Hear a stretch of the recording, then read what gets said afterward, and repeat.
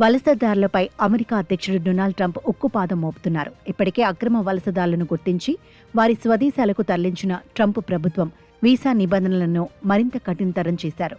ఈ క్రమంలోనే అమెరికా విదేశాంగ శాఖ మంత్రి మార్కో రూబియో విదేశీయులకు మరో వార్నింగ్ ఇచ్చారు. అమెరికా జాతీయ భద్రతకు వ్యతిరేకంగా వ్యవహరించే విదేశీయుల వీసాలను రద్దు చేసి వారిని వెనక్కు పంపించేస్తామని స్పష్టం చేశారు. అమెరికాకు వచ్చిన విదేశీ టూరిస్టులు, జర్నలిస్టులు, విద్యార్థులు అందరికీ ఈ హెచ్చరిక వర్తిస్తుందని అన్నారు. అమెరికా జారీ చేసే వీసాకు పలు పరిమితులు ఉంటాయని మంత్రి మార్కో రూబియో చెప్పారు. విదేశీ పర్యాటకులు వీటికి లోబడే ఉండాలని తేల్చి చెప్పారు.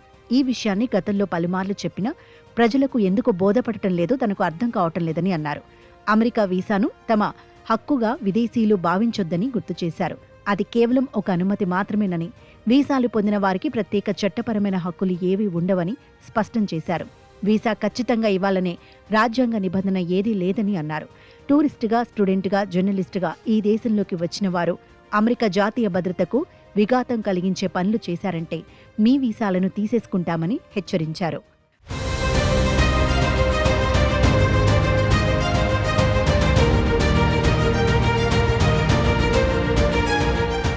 వలసల నిరోధానికి అమెరికా ఇప్పటికే పలు కట్టుదిట్టమైన చర్యలు చేపట్టింది. ఇమిగ్రేషన్ విధానాన్ని మరింత కఠినతరం చేసిన అమెరికా ఇప్పటికే అనేక దేశాలకు వీసాల జారీని నిలిపివేసింది. ప్రస్తుతం ఈ ఆంక్షలు ఎదుర్కొంటున్న దేశాల సంఖ్య 75కు చేరుకుంది. వలసదారుల సంఖ్య విపరీతంగా పెరగటం వల్ల అమెరికన్ల ఉపాధి అవకాశాలు దెబ్బతింటున్నాయని వైట్ హౌస్ వర్గాలు ఆందోళన వ్యక్తం చేస్తున్నాయి. ముఖ్యంగా స్థానిక ఆర్థిక వ్యవస్థపై భారం పడేలా ప్రవర్తించే దేశాల నుంచి వచ్చే వలసలను నియంత్రించడమే లక్ష్యంగా కొత్త నిబంధనలు రూపొందించారు.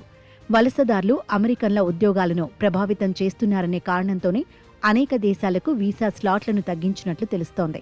ఈ క్రమంలోనే తాజాగా అమెరికా విదేశాంగ శాఖ మంత్రి మార్కో రూబియో విదేశీయులకు మరో వార్నింగ్ ఇచ్చారు.